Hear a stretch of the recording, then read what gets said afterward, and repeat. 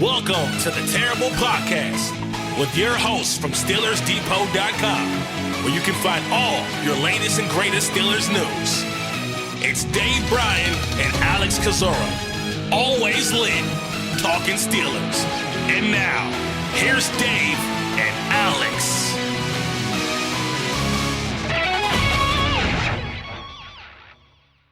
Welcome to the Terrible Podcast, Season 16, Episode 118. He's Dave Bryan. I'm Alex Kozora, SteelersDepot.com. Thanks for being back with us this Friday. Steelers Nation, Dave, draft moving into focus. We know these 16 names will be in person in Pittsburgh for the 2026 NFL Draft. Some more pre-draft visitors on the list and some headline names for us to finally discuss. So plenty going on. Dave, how you doing? All right. Happy Friday, which really it's not Friday. We're recording this late Thursday night, as we said on the other show, but we'll pretend that it's Friday morning. At the very least, it's late on Friday, late on Thursday right now, about to watch the Penguins play the Devils, and they can clinch, I think, a playoff spot with a win tonight. So looking forward to watching that game tonight. As you mentioned, we've got three more pre-draft visitors to talk about, go a little bit more in depth on those three. And we got a few other things I think up our sleeves to talk about as well. And I don't know, you want to start with the 16 players that are supposedly going to be in Pittsburgh for the 2026 NFL Draft 2 weeks from today? Sure, we can start there. The NFL announcing that Thursday evening, and we already knew that Fernando Mendoza was not going to attend. I'm sure he was invited, but he's going to stay home likely just because of his mother's MS and just better and less challenging to try to go to Pittsburgh. So the 16 names, I'll read them off in no particular order. There are 9 on defense, 7 on offense. Texas Tech edge rusher David Bailey, Tennessee cornerback Colton Hood, Ohio State edge Arvell Reese, Miami edge Ruben Bain Jr., USC wide receiver Makai Lemon, Alabama quarterback Ty Simpson, LSU corner Mansour Delane, Notre Dame running back Jeremiah Love, Ohio State linebacker Sonny Styles, Ohio State wide receiver Carnell Tate, Miami offensive tackle Francis Maui Noah, Ohio State safety Caleb Downs, LSU edge Keldrick Falk, Ohio State nose tackle Caden McDonald, Arizona State wide receiver Jordan Tyson, and Alabama offensive lineman Caden Proctor. So those are the 16. Don't think there's a ton of surprises there. Ty Simpson's invite is interesting, as is Caden McDonald. Those guys, you wondered, will they be first-round picks or not? This may indicate they will, but it is certainly no guarantee. Yeah, we've seen in the past, one or two guys sometimes that are invited that are there. They end up having to wait until, day 2 or sometimes even later to get drafted. But I think the most interesting name obviously is Ty Simpson. They must have a pretty good feeling that there's a good chance that he'll go on Thursday night, first round of the draft. We'll obviously see if that happens. Our buddy Vega out of Penn State's not on that list, obviously. Only how many wide receivers in here? 2? Believe 2. Jordan Tyson. Three. Lemon, Tate, yeah. And Tyson. Yeah, that's probably a good bet when it comes to those 3. I was looking back recently, doing some more pre-draft study and all like that. I think on average over the last 6-7 seasons, there have been on average, mind you, 3 wide receivers taken within the first 20 picks of NFL drafts over the years. Now, sometimes there's been as few, I think, as 1, sometimes I think 4 or 5, but I think the average worked out to about 3. And I think, and we've talked quite a bit about this wide receiver class already. It's not as sexy, I don't think, as most. I do think, though, there's good talent to be had on into the second round, and obviously beyond that, depending on the type of player where he plays at.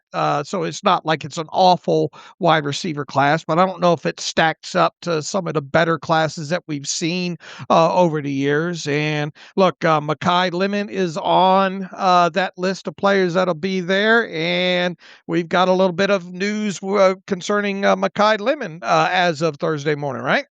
We do. We were waiting for the big headline names to come into Pittsburgh for a visit, and of the Thursday list, Makai Lemon is one of them, alongside Toledo safety Emmanuel McNeil-Warren and Michigan tight end Marlin Klein. But Lemon certainly a really gaudy, likely first-round pick, and feels like he's now squarely in contention of being Pittsburgh's pick if he's there at 21. Yeah, obviously the Steelers could maybe perhaps trade up to go get a guy like that. We'll talk a little bit about a potential trade up here and why I wrote about it Thursday afternoon here in a little bit here, but. I think the only question, I think most people obviously think Carnell Tate out of Ohio State will be the first wide receiver off the board. And then the question really becomes who's next. And then I guess how many come off the board in the first 20 picks there. Makai Lemon is been talked about quite a bit throughout the pre-draft process, a few times by us and obviously by several draft nicks and all. I think, I don't know if you read the Ted Nguyen article on The Athletic a couple of days ago where he breaks down the top wide receivers in this class as far as how they fit. Slot versus X versus Z. And I think he had Makai Lemon squarely in the slot category there, primarily because he played so much in the slot overall at USC. But he is a guy, though, that I think of, let's say, the slot receivers, and I think he included Omar Cooper Jr. in that bunch, in the three in that classification as well, too. Does have some experience of moving around, and his skill set, when you look at it, both versus man and versus zone, he's able to get open. Yards per route run is very high in both those categories. He's played obviously against both man and zone coverages in college there. Really impressive kid, good after the catch, willing to go over the middle of the field, make combative catches. You see that on his tape as well, too. Not really a guy that's going to probably win a lot on the 9 routes, on the deep routes and all, but every other aspect of his game and his route running, he sure seems to win a lot. I think the biggest question when it comes to Makai Lemon, just globally, not just related to the Steelers, is can he play outside more? And how is he against maybe press coverage as opposed to man? No, he's real shifty and can get off the line and lose coverage guys in man, but how is he going to do if he's not in the slot, doesn't get those free releases, and in the instances maybe when he's pressed. So I think that's probably one of the bigger aspects about him. Now he's under 6 foot. I think he's under 200 pounds overall, but I think when you look at the versatility that a lot of people expect him to have at the NFL level, and thus not primarily be a slot wide receiver, although teams might initially use him more in the slot as he cuts his teeth in the NFL. Overall, I think you can make a very good case that it will be him and not Jordan Tyson as the second wide receiver off the board. Now, if Jordan Tyson winds up being the second wide receiver, is there an outside chance that a guy like Makai Lemon could fall down either to 21 to the Steelers, or a lot closer in proximity where maybe they only have to go up a couple of spots if indeed that's their guy? Yeah, I think that's plausible. But as I sit here right now, I would probably expect Makai Lemon to go off the board before Jordan Tyson because some of the health, more than anything, because of some of the health concerns related to Jordan Tyson going into the draft this year. But look, the Steelers brought him in. There's some level of interest in that. But, the Steelers have said before that they like to get to know several of these guys because they never know, even if they don't get a chance to, in the likelihood that they don't get to draft the guy originally, maybe this is a guy that perhaps would hit free agency 4 years or 5 years from now that maybe they would be interested in going to get at that time. But really, when we talked about Boston already being in out of Washington, and a handful of the other guys, and one of which that you mentioned, the safety out of Toledo there. Really, Makai Lemon, at least on the surface, appears to be kind of the highest rated first round potential guy in this year's draft class that the Steelers have had in for a pre-draft visit so far. He is, and has one of the highest overall grades of any prospect that our team's done a great job this year has graded. He got a 9.0 that was even higher than Carnell Tate and Casey Concepcion and any other receiver, Omar Cooper Jr., Denzel Boston. Lemon stood tall as that 9.0, that highest grade. So his skill set, a lot of people compare it to Amon-Ra St. Brown, not the biggest guy, a little skinnier frame, 5'11", buck 92, but really tough guy. He's broken 34 tackles over the last 2 years. He doesn't drop passes, so he's got really good hands. He's really good after the catch. The athletic profile plays well enough to work in the NFL. The questions should just be about his overall frame, versatility, as you pointed out, and there's still some chatter about him, I wouldn't want to say character-wise, but personality-wise. I know a lot of buzz came up around the combine for his interview. I took umbrage with that. I don't think he was treated fairly for that, but you've heard some rumblings from scouts that talk to reporters that have a little bit of a question mark on that. What is real? What is fiction? What is people intentionally trying to put out bad information? It's always tough to judge, but that's kind of the book on Makai Lemon. So we'll see if he's there at 21. Maybe if you had to guess, I would say no. But as I've said before, all I can say is Carnell Tate will be gone. From there, other receivers will be taken, I'm pretty sure, before 21. But who? I couldn't tell you with a great deal of confidence. Yeah, I guess the big question is how many potentially go off the board before 21. I would probably guess at most probably 3, I think, with Tate, Lemon, and Tyson out of Arizona there. So or Arizona State. So I would think those would potentially be the 3, but it could very well, depending on what flavor teams ahead of them want, and how they feel about maybe Makai Lemon's character and all like that. I mean, he's a very talented kid. He's going to go in the first round, you would think, before 21, but maybe there's a universe where the Steelers think that maybe he drops, or once again, the Steelers could be interested in trading up to get him. Yeah, that cannot be ruled out when you have 12 picks, and we expect Pittsburgh to not make all 12 selections and to trade up at some point. That is squarely a possibility. I think he's a tough guy overall. This guy was playing gunner. He's on kick coverage earlier in his USC career. So even though he's not the biggest guy, there's a toughness to his game I think Pittsburgh could appreciate. Now, he doesn't check some of the size boxes that you just mentioned. He's not super versatile, played like 80% of his snaps in the slot. So those things seem to run counter to what Mike McCarthy's talked about and historically has drafted. But with him coming in for a visit, obviously he's now a real candidate to be Pittsburgh's first-round pick. Yeah, at the very least, you got to give it the attention that it deserves, and specifically with Mike McCarthy and Omar Khan only going to one pro day this year. We've talked throughout the last several weeks about how much emphasis, at least us on the outside, are going to put on this pre-draft visitor list, with there being just one pro day appearance by McCarthy and Khan.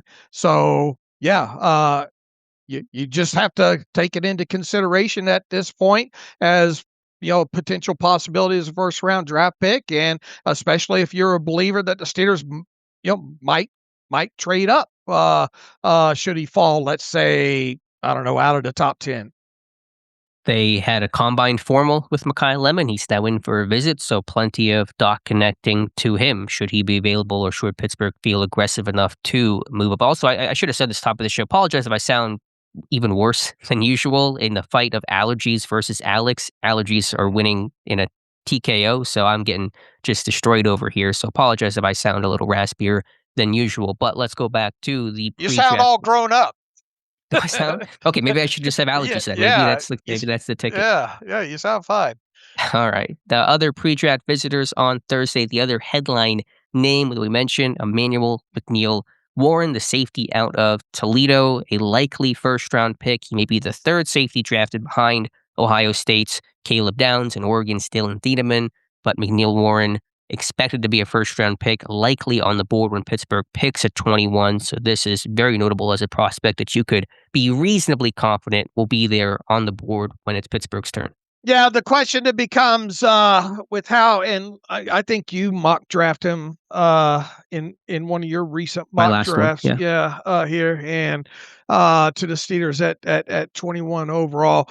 Interesting prospect in the fact that he is a versatile safety, although he spent most of his time in the box versus playing free safety. He's got very limited, I think, slot usage over the years, and I think most of his free safety work maybe came back in 2023, I think, as far as maybe being a higher percentage than his box type usage there. Look, you're talking about obviously a Toledo kid here. It would kind of go against the grain a little bit, right? When it comes to Yeah, the last non-power 4, we have to say, yeah. prospect in the first round was, of course, Big Ben in 2004 out of Miami, Ohio. Yeah, I think it was even Lance Zierlein just recently tweeted out that he thinks that really there's only going to be 2 safeties that go in the first round, Mm. and I think he was hinting at obviously Caleb Downs and Thieneman out of Oregon. Those would be the 2 logical ones, you think? I think without a doubt, barring something really, really unexpected, he would be there at 21 overall. But talking about McNeil-Warren there, but what are the chances of him falling down to 53 in the second round? Probably not if he fell out of the first round. Even if he fell out, he does feel like he's the top 3 safety in this class. Maybe at 4 at worst there. So, but I mean, once again, they bring these guys in for a reason, and you have to respect any of the 30 pre-draft visitors. More, at least this year with the new coaching staff, and once again the fact that McCarthy and Omar Khan only went to 1 pro day there. So I don't get the overall feeling that McNeil-Warren will be the pick at 21 overall, but I think that, if he's still on the board after the first round, could be a potential trade up guy, in the second. Or if there's a run on receivers and there's no receiver worth taking, I think you have to put him in consideration for the first round just based off the visit alone. And even though safety may not be a short term need by retaining Jalen Ramsey and Deshaun Elliott's going to come back healthy and you sign Jaquan Brisker to a 1 year deal, what is the future of the position in 27 and beyond? Likely Ramsey's last year, Brisker on the 1 year contract, Elliott getting closer to 30s on, he signed through 2027, but there's no guarantee he sees the 27 season under this new coaching staff. Although it'd be very atypical to draft a non-power 4 conference guy in the first round, Pittsburgh does love that Florida to Mac pipeline. McNeil-Warren grew up in Lakewood, Florida, went to Toledo. You saw that Deontay Johnson, AB, guys that were Florida kids that went up to the MAC. Obviously, later round picks, not first rounders, but just kind of a little fun nugget with McNeil-Warren to get the stats on where he aligned. He was versatile in 2025 per PFF, 401 snaps in the box, 198 at free safety, 33 slot corner for his career, just under 1,000 in the box, 624 at free safety, 204 in the slot, and 45 at wide cornerback. He's a versatile guy. Kind of reminds me of Jaquan Brisker in terms of the skill set and overall play style. Super physical. I think he can play anywhere, can play the post, but probably at his best in the box, downhill. This guy's a hitter, impact player, 9 forced fumbles in his career, 3 last season. And so there aren't a lot of flaws on it on tape. A little skinnier frame. He's like 203 at 6'3.5". So maybe he could bulk up a little bit, can be a little over aggressive at time. But this guy's a big playmaker. He closes space in a hurry. He's a good enough athlete. The numbers are all really solid across the board. He was, if you're into this kind of stuff, PFF's #1 rated overall safety in 2025. All right, and Dane Brugler in his recent draft guide, I think, has him ranked as his 23rd overall top in the top 100 that he put out. He has him as his third best rated safety in this class, and there's quite a gap between him and who Brugler has fourth on the list, and that's Keontae Scott out of Miami, who he has curiously as his 53rd best prospect in this class. So look, if you're at the end of round 1, assuming let's say the Steelers bypass on him, is this a guy that could legitimately come off the board in round 1 later in the first first round, yeah, absolutely, especially for a safety needy team. So, just where I am at right now, I don't know. Logic and his historically, just from the whole Power Four conference thing, tells you that the Steelers won't go that direction. But once again, you have to at least pay respect to the fact that they have brought him in for a pre-draft visit. Do you think it's more likely that Pittsburgh would take him by trading up to get him, let's say early day 2, round 2, or taking him at 21? I obviously would think that if he fell out of the first round, he could be a potential trade up guy in the second round. Do you think, what are the odds? I don't get the sense you really think he's a super serious candidate at 21. No, I don't. Okay, I'm going to put him on the list. I mean, we'll see what the whole pre-draft visitor list looks like, but what tells you that he's really not a likely or even really plausible pick at 21? Just because of what they have done so far this offseason at the safety position. And yeah, I understand that you got some guys have some contracts ending and you have to start looking towards the future, and you never bypass a surefire, all pro bowl. I can't get past the historical aspect of the whole Power Four thing. And Mhm. I just have a feeling too, there potentially will be maybe a, when it comes to need / want versus positional needs and value and all like that, there are likely to be better options on the board.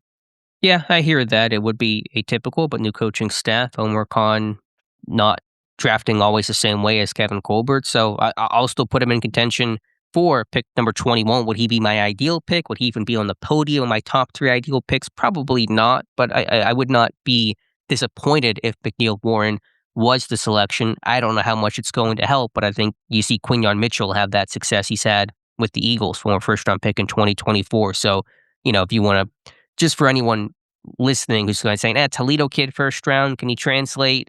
You've seen that at least with Quinyon Mitchell. Now, I think Mitchell was the better prospect, 1-to-1, compared to McNeil-Warren, though you're comparing corner to safety. But maybe that helps a team like Pittsburgh a little extra confidence of, okay, we know that guys from Toledo DBs, they've made that transition before. Why can't McNeil-Warren? How do you think the fan base would feel about that if McNeil-Warren was to pick at 21?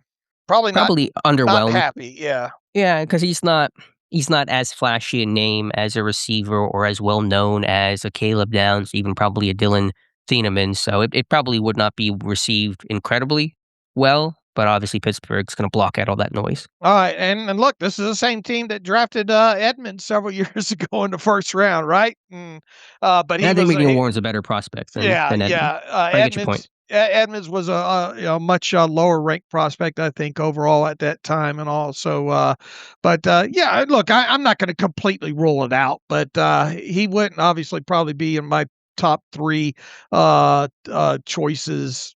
I can almost guarantee he's not going to be in my final mock draft if I want to leak that out. All right, stop the presses. There you go. And I doubt he's going to be in yours either, but we'll see. I mean, he was in my last one, so I mean, I've thought about it before, but we'll see where I go with my final 2. I should have my next mock draft sometime this upcoming week, and then the final one right before the NFL draft. McNeil-Warren, also a tough guy. He's played through injury, played hurt, high character, stayed at Toledo despite schools chasing him, and turned down big NIL deals to go somewhere else, and he wanted to stay at home and kind of show the respect. He called it family at Toledo, so you got to respect that. And the first member of his family to ever go to college, so a lot probably to like about the person of Emmanuel McNeil-Warren. I'd much rather would have no issue obviously with him in the second, that's for sure. But yeah, we'll see. But yeah. Glad to see another name added to the list, and we kind of wondered if he'd be in their potential visitor list as one of the top 3 safeties in this class. The third name coming in, not a first-round pick, but Michigan tight end Marlin Klein, a solid prospect in his own right, one of the top tight ends in a really good tight end class. Really wasn't utilized too much in the pass game at Michigan. I think 38 career receptions, just 1 career touchdown, I believe 24 receptions last year for the Wolverines, but a good athlete and could be one of those tight ends. We've seen them many times before that have much better NFL production than what they had in college. Oh boy, circle this one. And I'm glad they brought him in because his tape is quite interesting. I think he only had something like 38 career receptions during his college career, and 24 of those came last year. he's not some his blocking is what obviously sticks out. You know how I love me some of those attached tight ends with their hand in the ground, those big kind of physical type guys. He is that. He can certainly help in the running game, and he is. It's not like you're dealing with I don't believe a Matt Spaeth type prospect either, where he just has the size and the blocking ability. I think he can be used in some situations off the end of the line, or offset, as an H back per se, in the passing game. Made a couple decent catches. Averaged 10.3 yards, I think, per reception last year at Michigan. But make no mistake about it, if you drafted a kid like Klein here, you're going to be leaning on his blocking more than anything, and he is impressive, I think, in that category. Uh, One of the better blocking tight ends, I think, in this year's draft class here. And I think Brugler has a fourth round grade on him. And the fact that the Steelers let Connor Hayward walk and are currently sitting with Freiermuth and Darnell Washington and potentially looking for a third tight end in this year's draft class. I think you could do a lot worse than Marlin Klein, let's say, with that fourth round pick. I think Dane Brugler has him as his 10th ranked tight end. I guess it all depends on who's looking for what in this year's draft. He could probably end up being, I don't know, as high as maybe the 7th tight end off the board here, but definitely an impressive guy when it comes to his blocking. You can get some utilization out of him, I think, in the passing game. And I think this one needs to be circled. I'm glad they brought him in. I would not be shocked at all if he wound up being drafted by the Steelers, especially now that he's been brought in for a pre-draft visit. Well, like Pittsburgh just drafts Big Ten tight ends, and like that's what they go to because they've kind of played in pro style systems. They drafted Michigan tight ends before, Zach Gentry, and now potentially Marlon Klein is probably early day 3. I think it's probably the consensus on where he's going to go, 4th, 5th round. So that could be right in line with what Pittsburgh is looking for. He's a big body at 6'6", 248, and so that's coming that Michigan kind of pro style system, an easier projection, even though he has not caught the ball a lot. I'll read off who wrote the report on Marlon Klein. That was our Jim Hester. He writes in his conclusion on his report of Klein, his value is rooted in blocking with flashes of untapped receiving upside. His floor is relatively high because of his ability to function as an inline blocker and special teams contributor. But his ceiling depends on how much he can develop as a route runner and pass catcher. He'll likely be a rotational tight end early in his career, starting as a tight end 3 who can contribute in heavy packages before potentially growing into a tight end 2 role. And so that's the skinny on Marlon Klein. So Pittsburgh is not looking to take a big swing at tight end and kind of go with what we think is more likely a mid-round pick. Klein is as good a bet as any. And, every time around this time of year, we like to remind people about the kids that go to the All-Star games, either the Senior Bowl or the Shrine Bowl, and the importance of that when it comes to, Steeler draft history, dating back at least to, through the Kevin Colbert era here. He was evidently, and he evidently accepted an invitation to the Senior Bowl earlier this offseason, but later had to pull out because of a left shoulder injury of some kind. So, the fact that they thought enough about him to invite him to the Senior Bowl, needs to be taken into consideration as well too. Now, obviously, we all would have liked to have seen him participate during the Senior Bowl week. Probably wouldn't know a lot more about him had he done so. But this is, once again, this is one of the better. Remember when George Kittle came out? How many career receptions was it that George Kittle had? Not many. Yeah, it was. At Iowa. It was not many. Obviously, like Michigan in some respects can be a real run-heavy offense. The chances weren't always there. So we've seen that, like I said, seen that a lot. College tight ends that didn't have a ton of production. A lot of Iowa kids, specifically like Kittle, Hawkinson, others that go on to really star in the NFL. Now, by no means am I going to sit here and start comparing them and have the love affair that I had with George Kittle several years ago. But Kittle had 48 receptions for 737 yards and 10 touchdowns in his 4 seasons at Iowa. And obviously, Klein has not even reached that amount right there, nowhere close to it there. But if you can, like who did the report? Hester, Jim Hester did that on him. Jim did, yes. Okay, if I think there are some receiving capabilities to be expanded on. It's probably not his fault he wasn't heavily used in that Michigan offense, and obviously they like to run that ball, especially later on in the season when it gets cold and all. But I do believe that this is a legitimate mid-round, blocking tight end, initially tight end number 3 for the Steelers in this year's draft class. Really like the tape that I've compiled on him. And there's straight line speed, explosiveness, athleticism. He ran 4.61 at the combine, 36-inch vertical. The question is he a more, or can he be a sudden, more nuanced route runner, even relative to the tight end position, or is he kind of more of a linear seam ball kind of a guy? That'll be the question on how much pass game potential there is to unlock. One other fun fact about Marlin Klein, he is from Germany. He's from Cologne, Germany, and then moved stateside, I think sometime maybe in the high school, somewhere thereabouts. So I'm trying to think, and this is not worth us going through the whole list right now, but how many Steelers or how many players has Pittsburgh drafted that weren't born in the United States? The only one I could think of top of my head was Tunchilkin, but I wonder how many, or who the last one was. All right. He was also last season an honorable mention All Big Ten. He was a team captain last year as well too. So there's another little box checked. Yeah, Pittsburgh certainly likes to have those hearts and smarts even post Kevin Colbert. That trend has really continued. So those are the 3 names. I'm just really happy to get some of those first round candidates, some of those headline names. We'll see if more come in Friday. Obviously, with us recording on Thursday, we won't even have the chance to be interrupted in terms of who comes in on Friday. We'll talk about that for the Monday show, but I figured at some point they were going to bring in some of those bigger names to round out the list because you hadn't gotten really any of those so far, just a couple in Denzel Boston and maybe Chris Johnson and Jacob Rodriguez. So nice to see that kind of starts giving us a little more clarity in terms of who Pittsburgh might be targeting. All right, how many are we up to now on the visitor list? And I know there's 1 or 2 that haven't come in that are expected to come in, right? Let me pull up our tracker, which is on Steelers Depot. We know 23 of the 30 that have either come in or reportedly will come in. Ones that have not come in officially yet: Taylon Green, Jeremy Bernard. Those might be the only 2. We know that for one What about of the the tackle?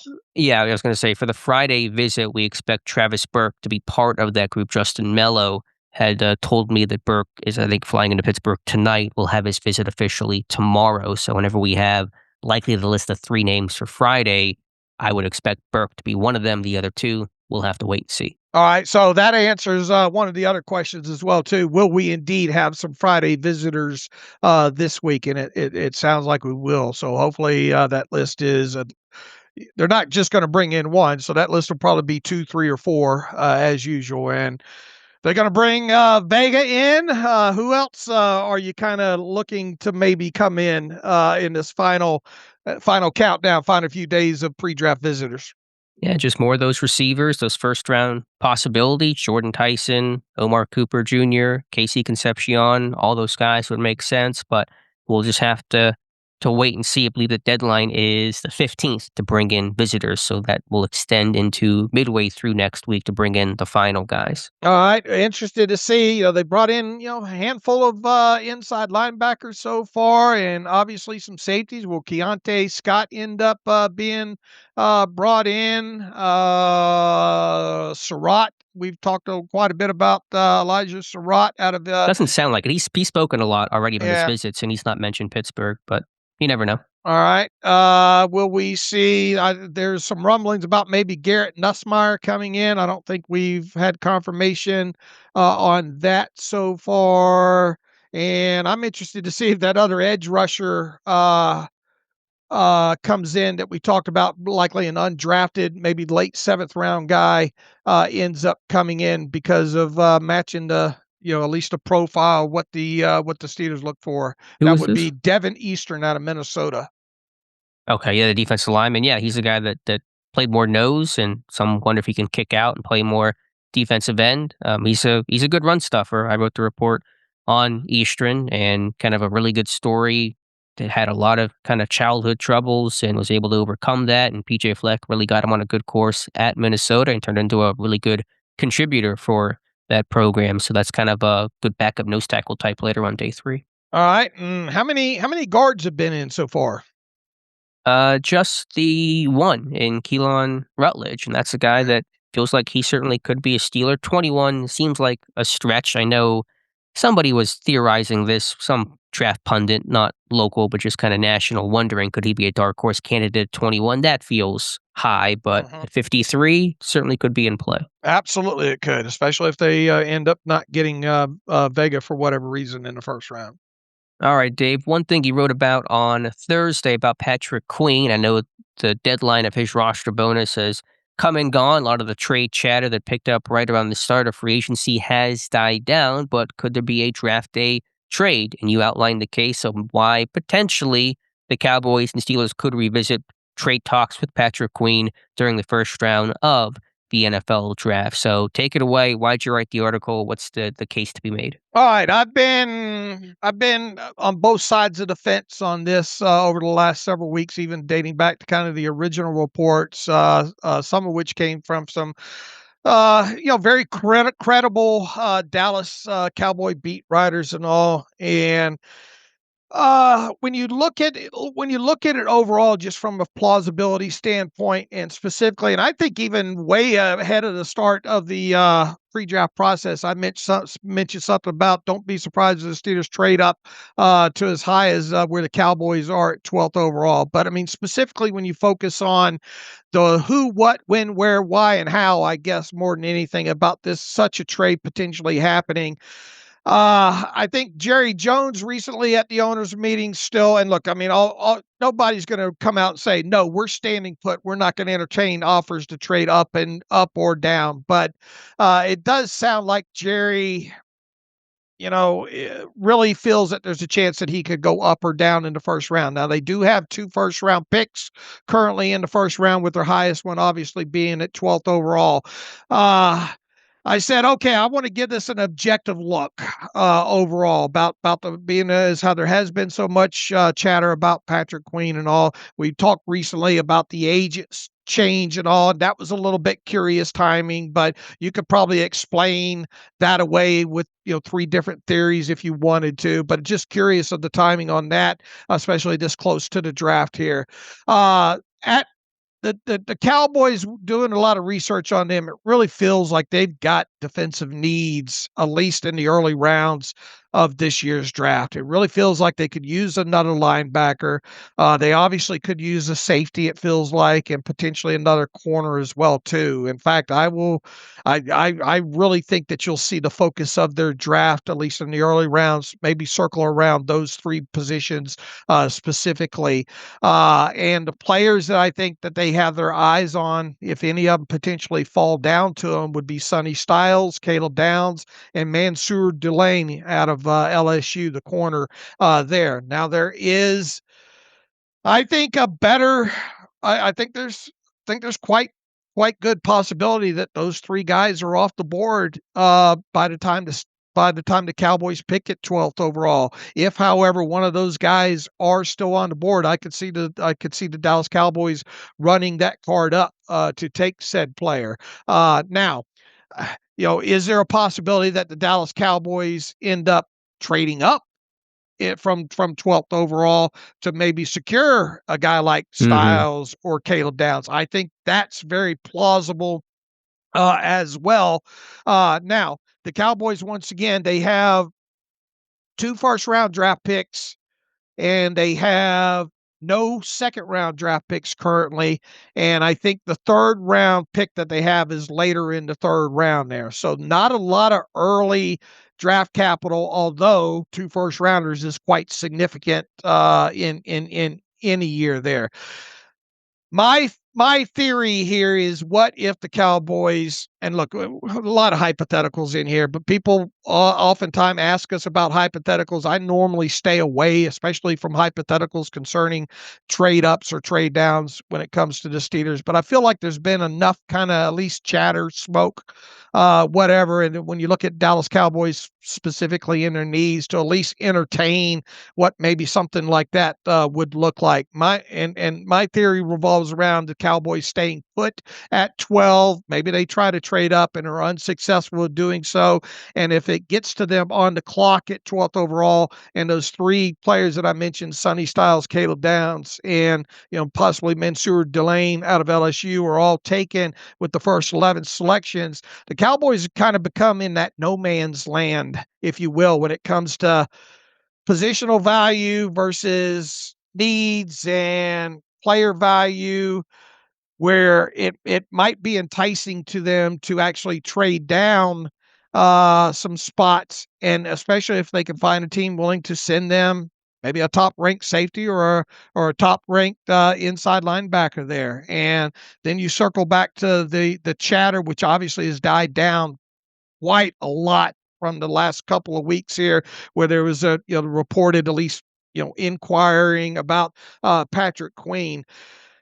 Would the Cowboys entertain trading down to 21 and let the Steelers come up to 12 for the right package there? And then what is the right package? Mhm. Would the Steelers indeed trade Patrick Queen, who is in the final year of his contract? There obviously would be an additional $2.5 million in dead money now that the roster bonus has been picked up back in the middle of May.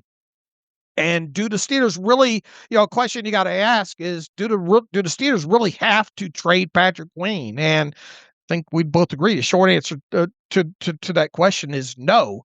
Mhm. But, if this team had sights on trying to get Peyton Wilson, to be a more every down player, Patrick Queen would obviously stand in the way of such a thing happening in 2026, barring any injury there. And if you look back, I went and looked at the snaps last year.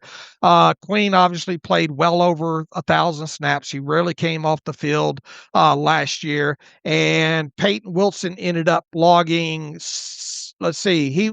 Peyton Wilson and Patrick Queen were together on the field during the regular season for nearly 600 regular season snaps. 592 is what I came up with there. And 108 more snaps, it looks like, came for Peyton Wilson when Patrick Queen was not on the field. So he still managed to log 700 regular season snaps, even though he wasn't, quote unquote, an every down inside linebacker here. Could the Steelers get away with that same formula in 2026? Yeah, absolutely they could. And obviously, look, they're not going to trade Queen at all if they don't think that Peyton Wilson can be the next man up and be an every down linebacker there. So I think that's important first and foremost to attack that is do the Steelers have to trade Patrick Queen? And do they have at least enough? Are they wanting to get Peyton Wilson more snaps and for him to potentially become that every down linebacker in But just to interrupt, 2026? Peyton Wilson wasn't blocked by Patrick Queen. Peyton Wilson was blocked by Peyton Wilson. He didn't play well enough on Sure. rundowns. I mean, he was supposed to be the 3-4 base linebacker next to Patrick Queen. They tried that the first 2 weeks against the Jets and Seahawks. It was a disaster. They got run all over. They swapped out Holcomb, and then Malik Harrison came in whenever he came back from his knee injury. So for Wilson, I mean, Queen did nothing to block him. Wilson just owned poor play against the run. It has really hamstrung his ability to be not an every down linebacker, but a base and nickel linebacker. Right, but even so, like I said, he still managed 592 regular season snaps on the field with Patrick Queen, and he played 700 in total. Now, once again, if the Steelers don't think Peyton Wilson can be that guy, and there was really no evidence that he could last year, they obviously should trade Patrick Queen, because they the options other than that are kind of fuzzy right now. You got Holcomb back, you got obviously Malik Harrison still on the roster along those lines. So yeah, no, it wasn't just Queen blocking him, but if Queen remains there, you're going to see at the very least a repeat as far as probably snap distribution that you saw between Queen and Wilson last season. But if Wilson needs to become a base linebacker, that like they didn't play a single snap of dime defense last year, so if that carries over, and it certainly may not under the new coaching staff, Wilson could be an every down linebacker just like Patrick Queen. Okay. So I mean, I don't know if the trust is there to get Wilson to that point right now. and if it's not, then obviously they should not trade Queen.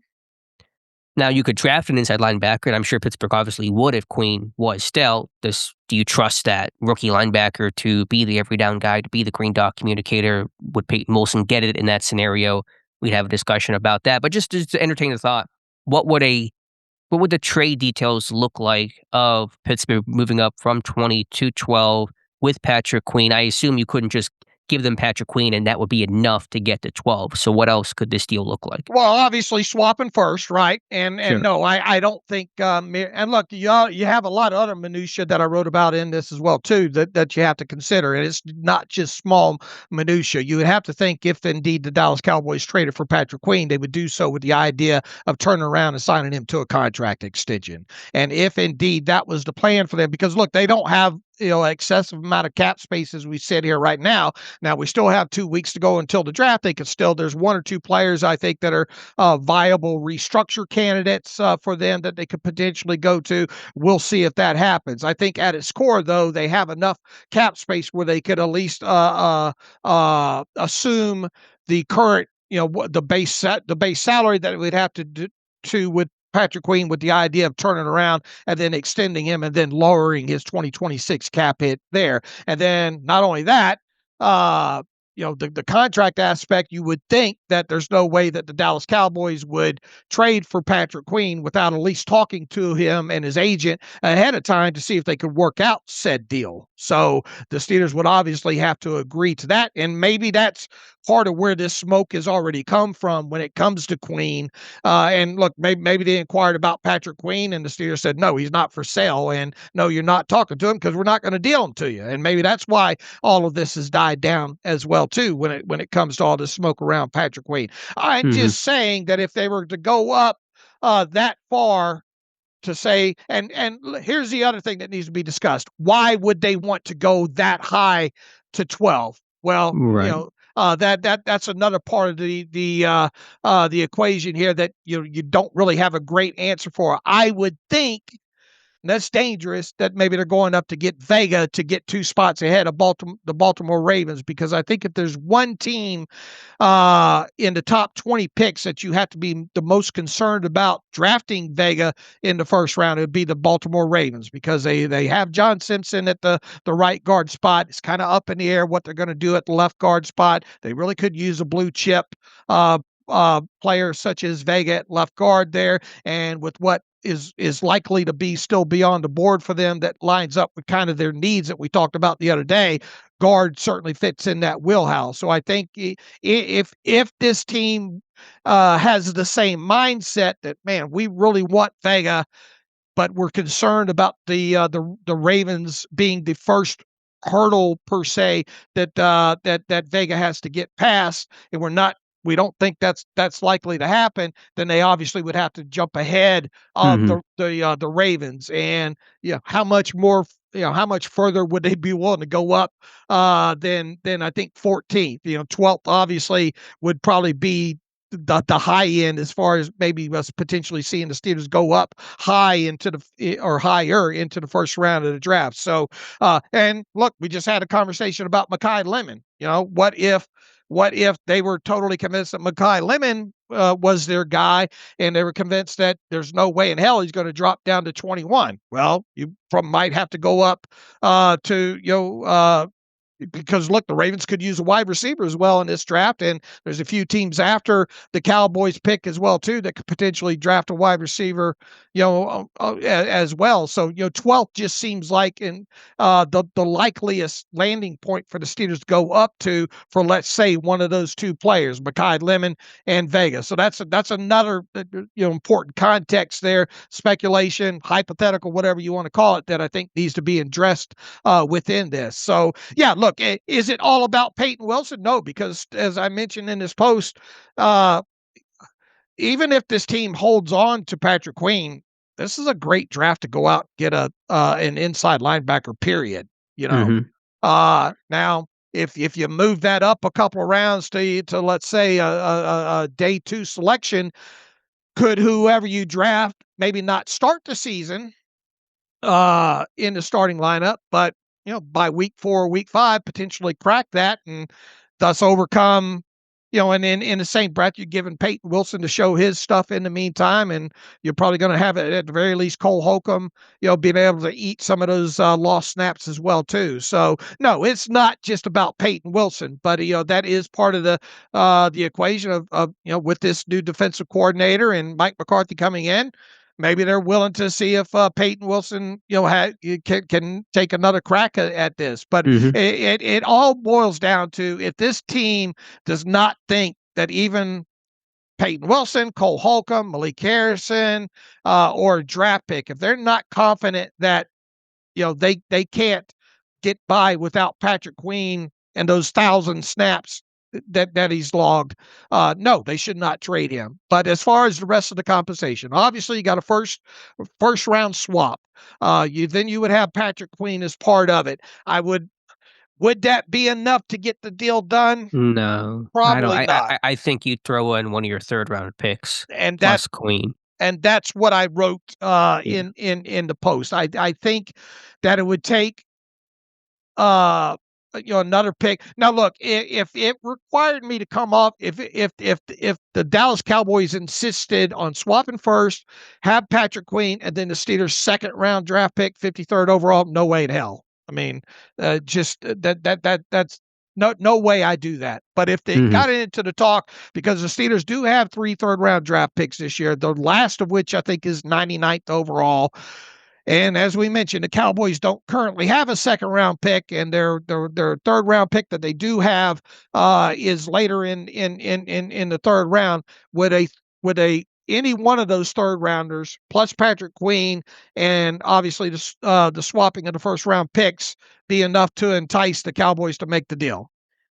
It's possible. Yeah. I mean, could you do a draft day movie, give them their pick back and give them 76, which Pittsburgh got in the George Pickens deal last May? That seems plausible. So 76, Patrick Queen, and 20 for the Cowboys' 12th overall pick, I think is a realistic scenario to make that deal work. But I think what you said at the top, that Dallas wants to be aggressive. They want to make a big move. They got these 1st round picks from the Micah Parsons deal. And ever since then, you've had Jerry Jones tout that we can turn this capital in some big splashy stuff, or they made some trades so far to do that, but they could continue to do so and go up for a Sonny Styles. Makes a lot of sense for them. So if those players are gone, a deal can't get done, maybe that window opens.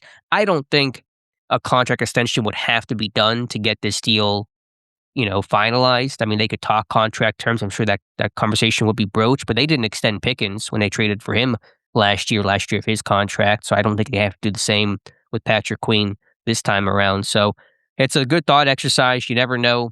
You wonder who Pittsburgh would go up for. Would it be Ioane, as you said, Makai Lemon? Could there be anybody else? Tremard McCoy, if he would have slipped a little bit, just kind of spitballing names. But it's an interesting thought. All right. And look, am I predicting this to happen with Queen? No. But I mean, I wanted to try to look at this, being as how we've talked about it several times, as objective as possible when it came to Queen and the Cowboys specifically. And now that we're 2 weeks out, and looking hard at what the Ravens potentially need, and once again, if the Cowboys get one of those 3 players I mentioned to drop to them at 12th overall, they probably run up the card at that point. Yeah, they won't answer the phone. Especially if it's Styles or Downs, right? Especially Styles, yeah. That's a gift. But they do need another inside linebacker, it feels like, to go with that Demarion Overshawn, yeah. Yeah, they need one. They were trying to find one in for agency. They struck out on all those big deals, and they've called Pittsburgh, and you could certainly see Jerry Jones keep pestering to see if deal can get done. All right. So, but I mean, once again, if they got, what would the Cowboys do if they're sitting at 12 and those 3 players are off the board? I think that's where it becomes real interesting. Now, Obviously, because of that, not knowing, I don't think the Cowboys would make a deal with anybody right now until they're actually on the clock. Oh, sure. But Sure. you would like at least to have had some preliminary discussions about, hey, might you be open, during the first round? You're just not going to do a deal like that, for a player and swap 2 first rounds and potentially a new contract on top of it without having prior conversations of some sort with another team, right? Yeah, if there was a contract to be hammered out, you'd be talking a little bit beforehand. Yeah, you always check in with teams before the draft, kind of take their temperature, see what they might be looking to do. Hey, we might be coming up here. Hey, we're thinking about maybe trading down. We're open to some calls depending on how the board unfolds. That's one of Omar Khan's jobs, really, the 24 hours before the draft, when really there's no other draft prep to do. You've all the hay's in the barn. You have your board set. Now you're just kind of hurry up and wait for those last 24 hours, and you kind of work the phones and see what teams are doing and kind of take it from there. So yeah, it's a good exercise. It'd be a little surprising if it happened, considering that Pittsburgh did not seem interested enough in trading Queen back in free agency. But you never know. Draft day is always full of surprises. Let me ask you, if what was the pick number for the third rounder that they got for Pickens? 70 what? 76 All right, would you trade 76 Patrick Queen and swap first to move up to 12? to take who? Your choice, dealer's My choice. choice. Well, what's the board? I mean, yeah, I assume like a Lemon or Ioane, one of those two guys. If Yeah, we assume one of yeah. those two guys is there. Oh man, it's a good question. My gut says no, so I'll say no. Okay. All right. All right. Why wouldn't you just, what? And we had this talk about Patrick Queen the other day about how, he's got to play, he got to be more consistent. We got to see some playmaking. How convinced are you that Patrick Queen can be everything that the Steelers need him to be, not want, but need him to be in 2026? And could they get away with some other combination, especially if there's uh, say a day 2 rookie involved in it? How, what is the trade off of not having Queen versus what you have left over after trading Queen? I'm a little more optimistic on Queen than most fans, but I'm not going to assume or say with great confidence that he's going to be what Pittsburgh needs him to be. But I do wonder, if he's not your green dot every down guy, then who is? It's either Peyton Wilson, who's not been that guy in his first 2 years, or a rookie you're entrusting, which seems like a big stretch to do that, and a pretty veteran laden defense still overall. So the question, the thought would be less about. It's partly about Queen, but it's also about, do I love a player so much that I'm willing to make this kind of pretty big deal to go up and get? If I was going to go trade up for somebody, Lemon or Ioane, I would pick Lemon over Ioane to kind of get that real big premier receiver. I think the guard talent on day 2 is good enough. We can get a really good guard still with that second or one of your 2 third-round picks if you make that Queen deal in the scenario in which we outlined. So it's just, do you love a player enough to go up and make this kind of deal? Is the question I go back to. And there just aren't a lot of guys in this draft. They don't have a lot of blue chip prospects at Right. positions of need for Pittsburgh that tells me go make a really aggressive trade up. All right, but you from you where you sit right now, would you consider Ioane and Lemon as in the group of top 15 prospects in this year's draft class? I think it's less about, are they top 15 prospects in this draft class? They may very well be. I know Lemon, from our grade standpoint, certainly is. But just how do you grade them overall in a vacuum? Because if it was a really good draft class, then maybe they wouldn't be top 15 prospect, but they could still have really high grades. And that's all. I mean, I'm focused on the player, right, rather than the relativity to the rest of the draft. Now, Lemon, we had a really high grade on him. We have a high grade on Ioane too. But do I personally love one of those guys? Or is receiver or guard so scarce at talent where I feel like there's a huge drop off between them and the next couple of guys or on day 2? I don't get that. It's not a blue chip kind of class. It's a weaker top of the class. There's a lot of depth at receiver, a lot of depth at guard. I'm a little more conservative by nature with these trades too, so that's also probably playing a role in my thought. I'm a little more stand pat and kind of status quo than let's shake it up in some big ways. There's pros and cons to both, but it's more about, how do you replace Queen, and is there a guy you love to go up and get? Neither of those things I can't get through on either front, and so I would not do that deal. All right, as far as the plausibility / hypothetical goes, I mean, it makes sense. I mean, yeah, it's not a ludicrous idea. Obviously, hypotheticals are just that, and you never know how plausible they may be. I know we mentioned, I think, on maybe the Friday show about Queen and Dallas revisiting those talks, and I'm sure if there was a trade discussion between Pittsburgh and Dallas, I could probably guarantee you Jerry Jones is going to bring up Patrick Queen and just see if there's an angle to work there. So, yeah, I think in terms of scenarios, it's plausible, but it is just a scenario. All right. Yeah. I'll end with this question. If the Steelers trade up to 12th overall in the 2026 draft with the Dallas Cowboys, will said deal include Patrick Queen? That's a good question. I'm sure Dallas would like it to. Um, yeah, I'll say yes. I'll say that you call your shot and you get it right. Okay. All right. And once again, I just try because like you, I've throughout this thing, I've kind of been on the more so on the no. I don't think that's going to happen. And I still, as far as uh, probability chances go, it's next to impossible to predict these things.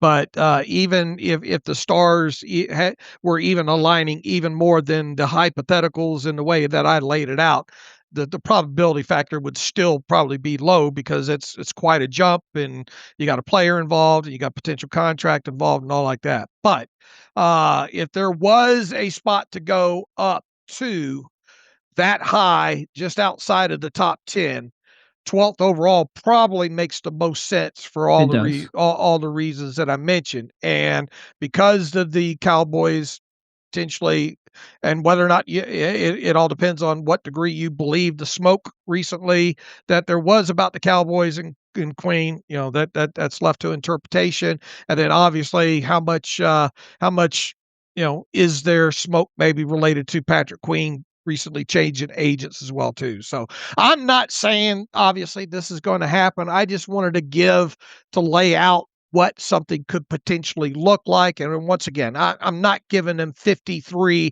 overall as part of this. There's no way Omar Khan, I don't think, would do that. But if indeed they had their sights on, say, Vega or Lemon at 12th overall, and the Cowboys found themselves in no man's land, and if the Steel, and once again, we're getting if they thought, Queen in their eyes, they could get by with trading him, then that would make probably the most logical trade up scenario out of maybe most that somebody could come up with, especially getting that close to the top 10, or at very least getting ahead of the Ravens, who need both a guard and a Mhm. wide receiver in this draft.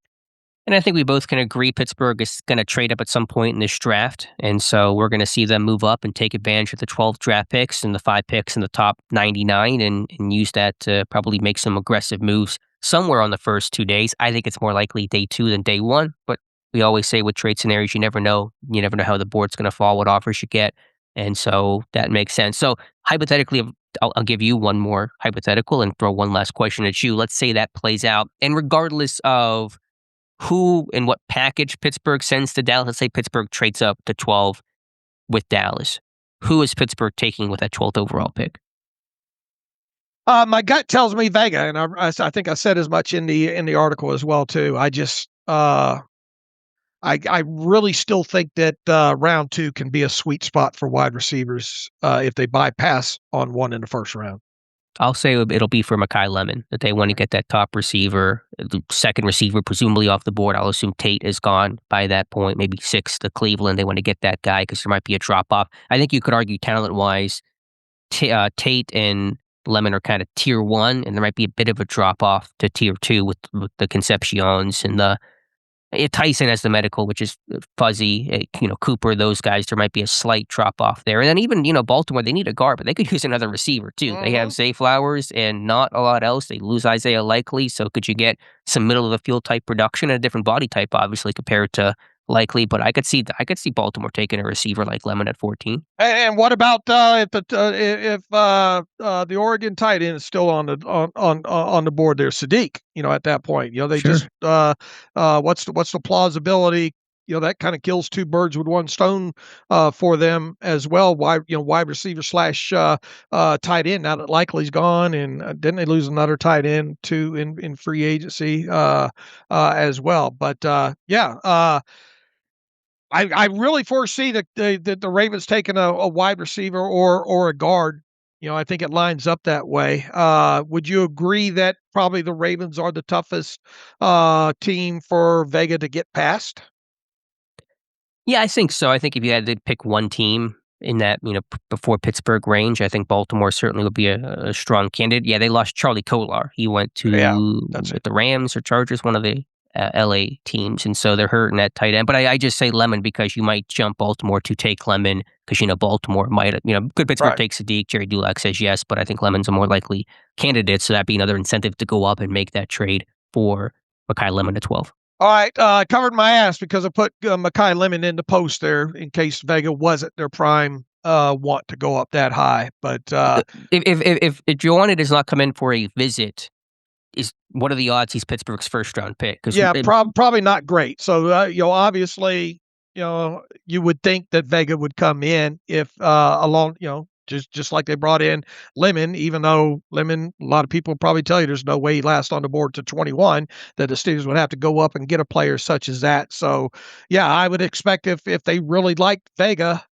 even if they thought that maybe there's not a chance of him slipping to 21, if they had ideas of even possibly trading up to get him, they would bring him in for a pre-draft visit. So it would damper this whole. It would remove one, a big aspect of the whole hypothetical thing if you're eliminating one player out of it if Vega does not come in for a visit. If you wanted to make a defense for why Ioane could still be in play even if there is no pre-draft visit, A, new head coach, maybe a different way of doing things. B, did they have a Zoom call with Ioane at some point and took that in substitute of an in-person visit? And maybe C, he's just that clean of a prospect where it's like, there's nothing else for us to talk about. Like, he's a great player, good guy. There's nothing really for us to discuss to bring him in for a visit. I still think first round pick, you should either be at that pro day or have a pre-draft visit face to face. If you're going to make this guy your first round pick, let's have some actual FaceTime with him. But you could try to squint and still say Ioane really Ioane or any kind of clean, slam dunk kind of first round guy could still be in contention even if there is no visit. Yeah, I suppose you could explain it away too. That look, Vega's right next door at Penn State too. How much have they gone? They probably have watched and met him and talked to him quite a bit, being as how they haven't had to go so terribly far to do so. Yeah, I mean, they send scouts like anywhere. The regional area scout, I'm sure, has gone out there, and I'm sure they're well aware of him as a prospect. So obviously, it'd be hard to really predict that with confidence if there is no visit. But if you wanted to say why this year could be different, those would be the reasons why. All right. So once again, to recap, I'm not predicting this will happen, but if the Steelers were to trade up to 12th overall, I kind of got a feeling that we could see Patrick Queen involved in that. Yeah, we shall see. It's always fireworks when Jerry Jones is involved. So good posts, good thoughts, and something different to talk about. All right. All right, Dave, anything else here? Any other news coming in this Thursday night? If not, we can get to some reader emails if we have any and close out today's show. All right. I know I saw some emails in here this time. And yeah, but look, so we don't do it at the end of the show this week. Give me your thoughts on, at the very least, would you trade Patrick Queen and one of the 3 third-round picks to the Cowboys to move up to 12th overall, obviously swapping first-round picks? Would you do that? And if you did, who would you be going up to get specifically? Lemon, Vega? Is there somebody else that you think could potentially be on the board at 12th overall? Chime in on all aspects of that, and we'll read off some of those emails if we get any on those thoughts on the Monday show. How about that? Yeah, sounds good. Could there be another player Pittsburgh trades up for? What if Downs slips? I mentioned that as I could see that happening. What about Jermard McCoy if they love McCoy and there's some real good reason to love him based on his 24 date before getting hurt in 25? So, I mean, I think that 12 is too early for Colton Hood, but Hood's going to be at the draft, and which is usually a good indication that he's going to be a first-round guy. I know last year 15 of the 17 invites and attendees were drafted in the first round, so Hood probably a good bet probably more likely to talk about him at 21 than a trade up, but just some other names to mention. All right, and then once again, just to put a bow around it here, if the Cowboys get a chance to go up and trade up to get one of those three players, I think they probably do it. And if one of those three players fall to them at 12th overall, especially the two Ohio State kids and Styles and Downs, that's going to be their pick, and there ain't going to be no trade happening. But most of this hypothetical revolves around the first part of the Cowboys being on the board, going on the board at 12th overall with those three specific players off the board, and then that's when, obviously, I don't know how much you'd say the probability goes up, but at that point, I think is where the Cowboys might entertain going down at that point. Yeah, just last thought, I swear. If Dallas does try to move up, what kind of capital do they have to move up? 12 to the top 10, it gets exponentially more expensive. And as you said, they don't have a ton of capital this year, no second round pick that would probably be part of a, move up 5-6 spots. So they are a team that could trade 27 capital. Most teams will hold their powder, I think Pittsburgh included, but Dallas probably not needing a quarterback in 2027. So they don't really care about how good the class is next year, maybe more willing to part with one of those 27 future picks. And look, Jerry Jones, all bets are off the board when it comes to willing and dealing. And it sounds like he's willing to go up or down or whatever in the first round. But we'll obviously see how it plays out specifically when they get on the board at 12th overall, if indeed they have not traded up beforehand. All right. Can I give you one separate trade thought? And I mentioned this just sort of casually, and I've thought about it a little bit more. And these are all hypotheticals. All just we're all just yapping here. But could Pittsburgh trade down with Buffalo in the first round? I thought about that. Brandon Beane, the Bills GM, has traded up in the first round 5 times during his tenure. They're usually a little bit smaller moves. I think the Josh Allen one aside, he's gone up a couple spots, given up a 3rd, 4th round pick. I know Pittsburgh does not necessarily need a lot more capital, but if there was a good offer, they didn't like the board at 21, could Buffalo be a team you trade down with? Let me see. Where is Buffalo in the first round? Yeah, they're 26. Pittsburgh 21 and Buffalo 26. So just a 5-spot drop down. You probably want a 3rd out of it. And typically Buffalo likes to give up just 4th round picks to go up 2-3 spots, what Beane has been doing. But I just kind of wonder if that's territory that would make sense for Pittsburgh. Probably won't drop down 10 spots, and Buffalo probably won't come up 10 spots. All right, let's see. Buffalo in the second round owns 60th overall, don't they? And then the third round, what does Buffalo currently own? They have 91. I'd be looking at that 91st overall pick, so late 3rd rounder. I know Pittsburgh does not necessarily need another, but then you could turn those 3rd rounders into something else in the second round. You could keep playing with those picks too. So I don't know, just a random thought to consider. Well, and it does that. If they did go down at that from 21 down to 26 overall, and the board hasn't broken the best way for them up until that point, could McNeil-Warren potentially then come in play at that point? Yeah, that was the name was popping in my mind right as you said it. Could that be the sweet spot for McNeil-Warren? Again, all hypotheticals. Who the heck knows? But just something to consider. I mainly say that because Beane has such a history of trading up and is close to Pittsburgh, where I think that seems plausible, where Buffalo wants to come up. That's probably about where they start making calls, 21, 22, kind of start working the phones. And so just a consideration, and Omar Khan, even though he's got all options on the table, did say he's willing to trade down and acquire more picks if the deal is right. And, Omar Cooper could potentially still be on the board at 26, maybe? I think it's a stretch, but possible. I'm not going to rule it out. If there are other receivers that go earlier, that's certainly plausible. Could there be? I'm not sure. Could there be a Colton Hood at 26? I don't know. We could have a bunch of different names there, but just a thought. All right. Yeah. I mean, I'd be interested to see you write that out, maybe in the same manner that I did. You sort of addressed a couple of the trade up, trade down scenarios a few weeks ago, didn't you? In the post? Did I? I'm not sure if I did, but I was thinking about writing this Buffalo scenario, and I probably should before somebody else takes it here pretty soon. So again, it's just scenarios on top of scenarios, but it's kind of fun to think about. All right, let's go to Stephen Chastain. Writes in from Reisterstown, Maryland. Hey, Dave and Alex, I don't think I've heard you say much about the impact of the fact that the Steelers draft plans will be unfolding live in Pittsburgh. He says, I'm sure the Yinzers in attendance will give an enthusiastic roar for whoever ends up being the first pick, except maybe if it's a quarterback. But look, I'll interrupt there. There are some listeners, I imagine, and fans of this team that would probably be over the moon if Ty Simpson ends up being the pick. So I don't think it would be.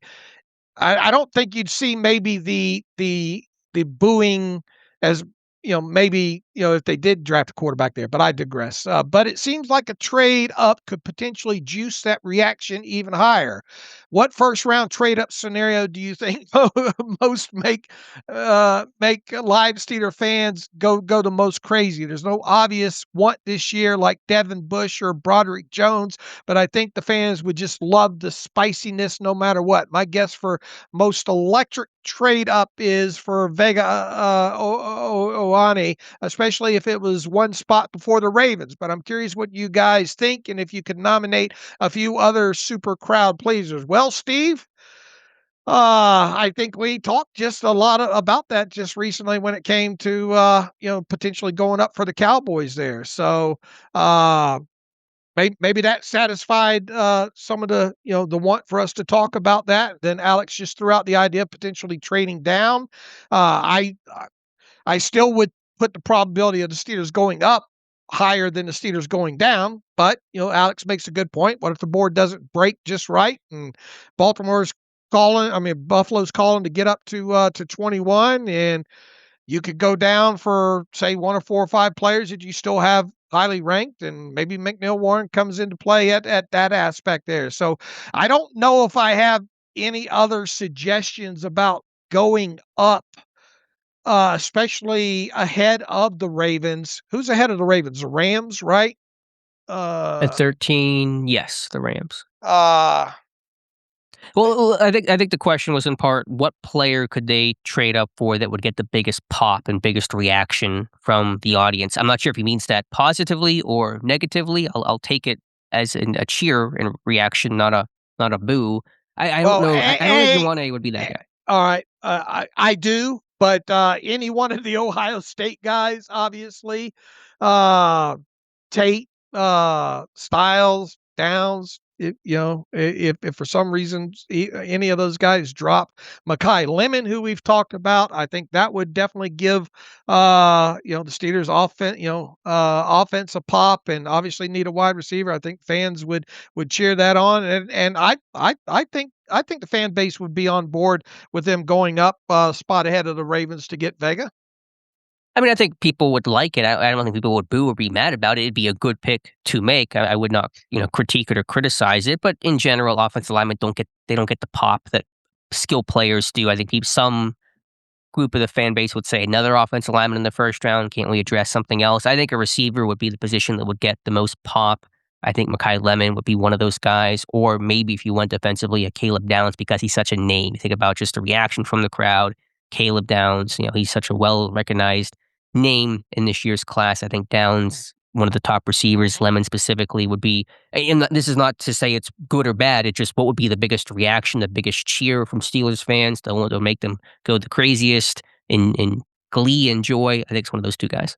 All right, and like I mentioned, all the 3 Ohio State kids. I mean, look, you got a lot of Steeler fans that are Ohio State fans, right? So, that obviously probably be the most pop one of those 3 guys. Specifically, one of those 3 guys dropped for whatever reason. They went up and got them. I imagine Lemon would probably be next on the list and then followed by Vega if we want to narrow it down to, say, like 5 players that are going up ahead of the Ravens to potentially get.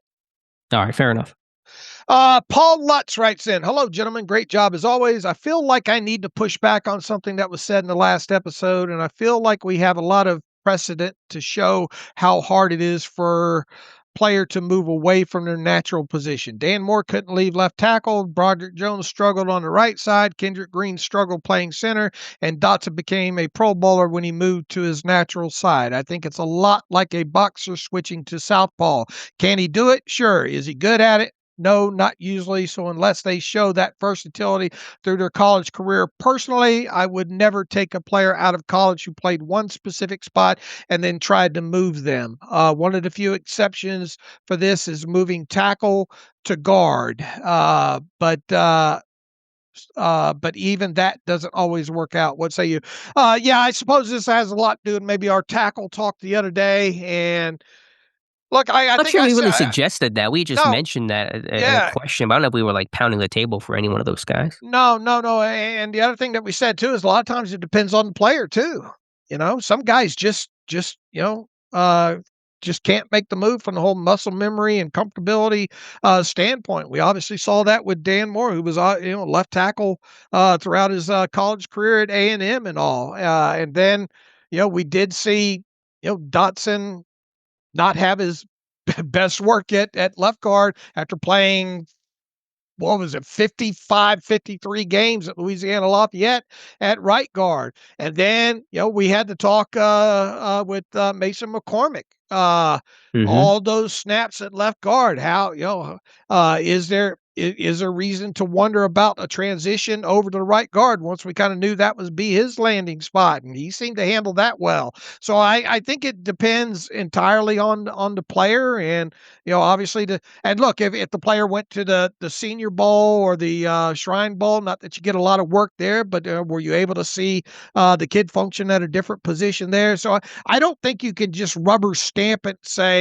don't move them from their natural position. Obviously, if they played a lot at their natural position on whatever side or whatever spot, and that tape was fantastic, and you didn't get to see much of any of the player outside that position, and you didn't get to see that stuff happen in say Senior Bowl or Shrine Bowl, it does make it a little bit harder. But I think it just comes down to the player. I mean, you look at the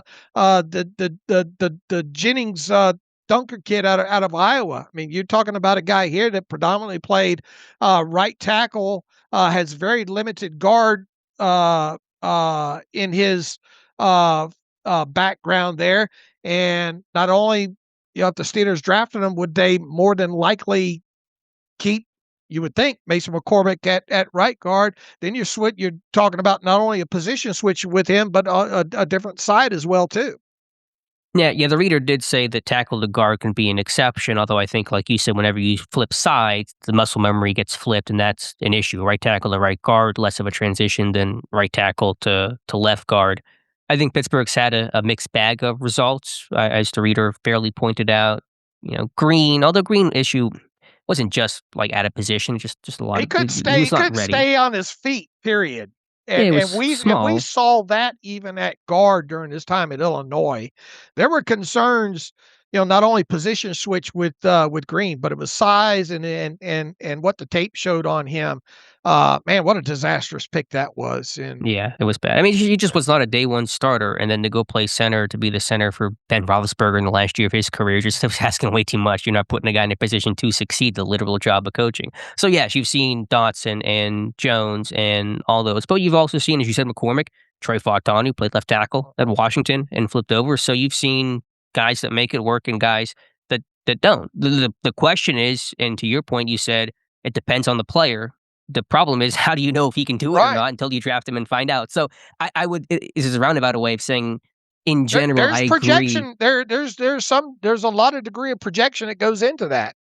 Right. And the more projection you put in your first round pick or any top, heavy investment, the more likely you are to fail. And so I generally agree that I would not draft a tackle or a offensive lineman with the intent of switching sides because there's too much of a risk factor on top of already the art, not science aspect of the draft, even on quote unquote clean projections and guys you think have a good chance to make it. But I would just say that Pittsburgh has had good examples of guys making the switch and obviously poor examples as well. And across the league, that goes as well too. So not just in Yeah, Pittsburgh. Joe. No, Joe. Did Joe Alt switch? Yeah, Joe Alt switch. He was left tackle at Notre Dame and flipped over to right tackle and is doing just dandy. But to you, like you said, how do you know if he can do it or not if he hasn't done it before? You get him and then you find out, and that's a big risk in itself. All right. Anything else to add to that before we move on to the next one? Let's see No. what Anything we have. else Yeah, we got a in the few more email? in here we can tackle here. Dante Basonier writes in NFL draft first round thoughts. He says, I love Vega, but I believe Vega could be a target at 11 for the Dolphins. If the Steelers trade up, I believe it'll be for Makai Lemon. Steelers do have a good track record with Southern Cal wide receivers. Lemon is the first in the first, Pregnon or Rutledge in the second would be very good. He said, I would not blink if Brandon Cisse or D'Angelo Pounds was our first round pick either, he says. Love those two players, even with the cornerback not as a screaming need. He says, a big no on Sadiq.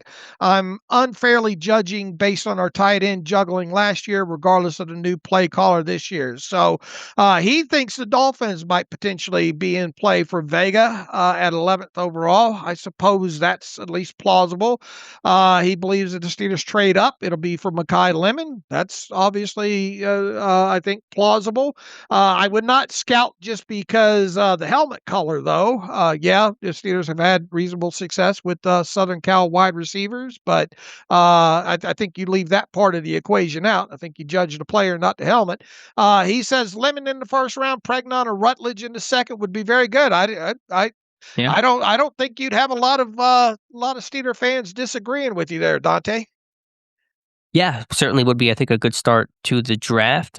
Maybe you're trading up for Lemon, and so what that trade would look like would have to be factored in, but we would be happy with the players. Yeah, could Miami take Ioane? They could. I know they released James Daniels. They probably need some offensive line reinforcements. 11 for a guard is a little bit high, but in a non-top heavy class, maybe the odds are higher, I think. And I've not done much I mean, research, but I think 12 would be one spot lower.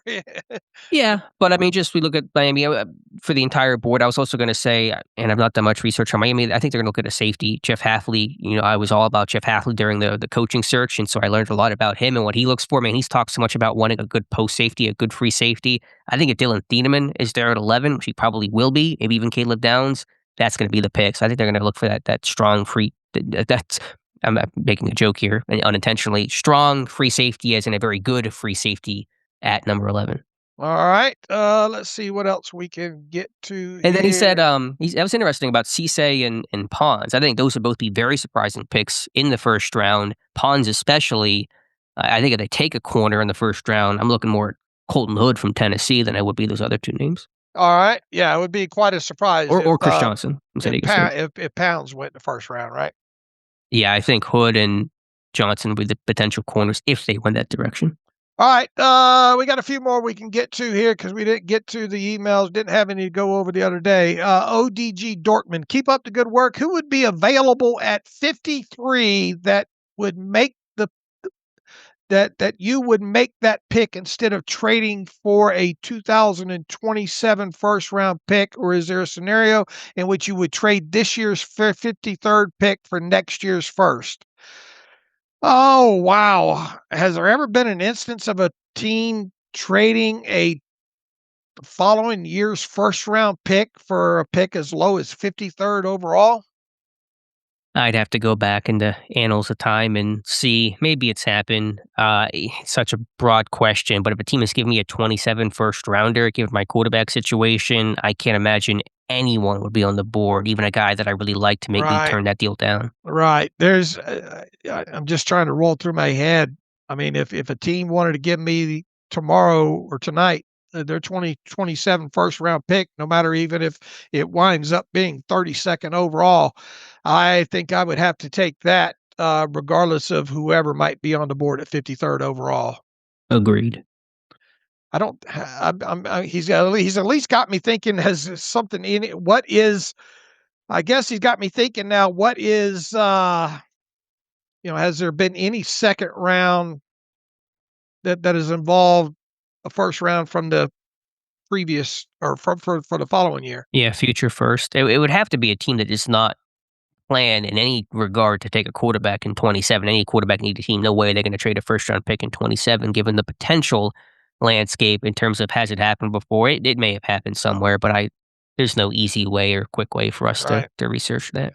All right, Brett Nile, there's a bit of conflicting narrative currently. There's a belief the Steelers won't make all 12 picks, but there's also the belief that other teams don't want to trade 2027 capital for picks in this draft. There's also an issue with this draft being relatively flat, so there's not really a whole lot of guys that you're wanting to trade up for. So here's my thought. He says, could this team trade picks in this draft for picks in the 2028 draft 2 years from now?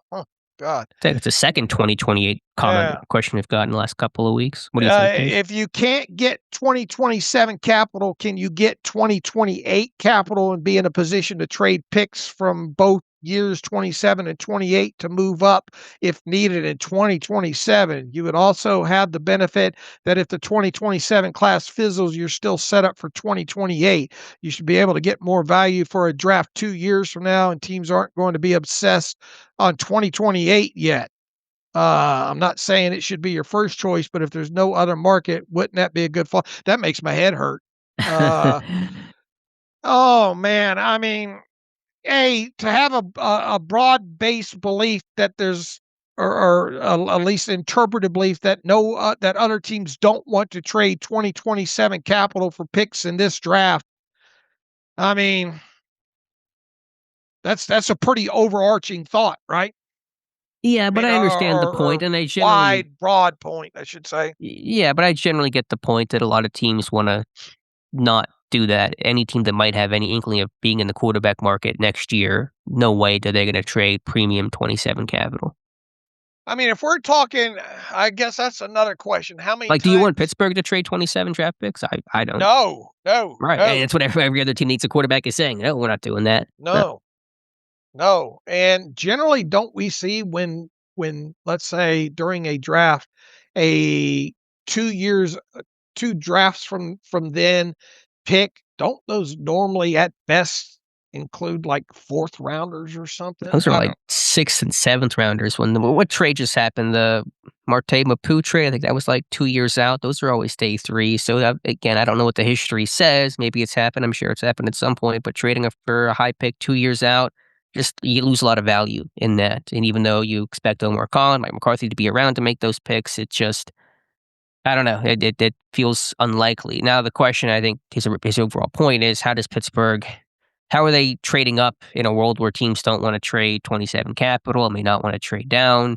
And I think that was kind of his point. I mean, you could do something as easy as trade 2 third rounders for a second round pick, something like that. You got pick at 53 and then you pick at 57 and go trade 2 your third round or something like that. Is a way to do it. So you could trade the first round scenarios in which we've outlined as well today. So that Pittsburgh can still trade up. There will be lots of trades. There'll be plenty of trades. I think Pittsburgh can still trade up if they want to. All right, from the as part of that, from the What It's Worth file, Jordan Schultz, who obviously recently we'll give him he was the one with the Warren with the McNeil-Warren news, right? Yes. All right, so he's trying to redeem himself from all the stuff with Brock Hoffman and non-expectation. Let's just read what Jordan Schultz says. Neither one of us have to comment on it, but the expectation among many NFL teams is that the 2026 draft will be one of the more trade-heavy drafts in recent memory, according to multiple league sources. Specifically on the defensive side of the ball, edge, cornerback, and linebacker are all strong/deep, while wide receiver is typically considered to be the most talented offensive position. Several executives I've spoken with believe we're likely to see a flurry of activity in the first half of round 1. Additionally, because this specific draft lacks depth in the later rounds, many teams plan to pursue extra day 2 and early day 3 picks per league sources. So throw that in with kind of what he just put in the email there. Yeah, I feel like they say that every year, and we're going to see a lot of trades. So I'm sure there's some truth to it, but it's just, you never can predict these things. All right. One last one from Derek Demi from Wheeling, West Virginia. It's the most wonderful time of the year. I really enjoy the draft process, your coverage of it, and especially following the Blues Clues. Thank you. After listening to Daniel Jeremiah's recent interview, I've been thinking about the Steelers' draft strategy. Jeremiah mentioned that teams can find quality starters at cornerback, wide receiver, and safety in rounds 2 and 3. While I already like Vega Ioane, this reinforced my belief that the team should prioritize an offensive lineman in the first round, even if it requires trading up from the 21st pick. Following Jeremy's logic, Pittsburgh could then target a wide receiver or safety in the subsequent rounds. What are your thoughts on this approach? Additionally, I agree with your idea of trading back to get Cooper Jr. if it's feasible, especially since it's unlikely they will use all 12 picks. All right, well, Derek, I wonder what you thought about the plausibility, probability aspect of the conversation Alex and I had about Patrick Queen and potentially Vega being a target there. I do think along the lines here with him that I think maybe not so much at safety, but I think they're good quality starters to be had at cornerback and wide receiver beginning in round 2. Yeah, there's some good depth in this draft, but I think at safety, there's, again, that big tier drop off from the top 3 at Downs, Thieneman and McNeil-Warren to the rest. I think it was a considerable drop off there. Corner and receiver may be a little less so. I think guards, there's a lot of depth there. So kind of why I tout safety some, because I really see a clear, maybe just I've done less homework on some of the day 2 safeties, and maybe that colors my opinion. Some there certainly is talent in, Kamari Ramsey I like from USC, and Keontae Scott from Miami, although he's kind of more nickel. But I just look at safety and kind of see and when we grade this thing out, a pretty sizable drop off from the top 3. Right, and that's why I said, I agree with the quarterback, wide receiver, not so much maybe the safety in rounds 2 or 3. Feels like if you want to impact safety, probably it ends at McNeil-Warren, probably, right? I mean, there's still definitely talent on day 2. You can still certainly find talent, but I just from the standpoint of how big of a drop off is there, I think there is. I'm not sure exactly. If people really want to look, we can look up our grading scale to see kind of where we have the next group of safeties after the top 3. I'm working on our own big board, and Devin Jackson will have his big board here, and I think by the weekend. But if I can get my word search to work here, we actually have a really high grade on AJ Halsey from LSU and Ramsey. So yeah, I mean, from our grading scale, actually safeties kind of clumped together pretty good, but I still think there's probably a drop off after the top 3. All right, Derek, thanks for the email, and I wish we had more Blues Clues to follow along with this off season. It's been fairly disappointing. Thank God for the visits today. I was starving for something to talk about. And once again, we'll see what this team brings in on Friday, and it feels like we're going to get to 30. I hope we do. Yeah, we'll get there. There. So, all right, we're wrapping up. It's late on Thursday night right now. This will go up a little bit earlier on Friday morning. Deliver it to you. The Penguins are currently leading the Devils 3-2. You can follow me on Twitter at Steelers Depot. Follow Alex at Alex_Kozora. Follow the show at Terrible Podcast. Email the show, theterriblepodcast@gmail.com. Once again, give me your thoughts on the whole plausibility, probability. Would you trade Patrick Queen? Who are you going to go up to number 12 to go get if indeed any trade such as that happened? What do you think about Alex's maybe trade down with the Buffalo Bills a couple of spots? Let's get some thoughts on some of this stuff. If you think, Dave, you're out of your ever-loving mind, the Steelers no way should trade Patrick Queen, and on top of that, no way I'd give him a third-round pick in addition to let us know. Let us know where you fall in all this. Or would you be in favor of such a deal? You going up to get Lemon, Vega, whoever?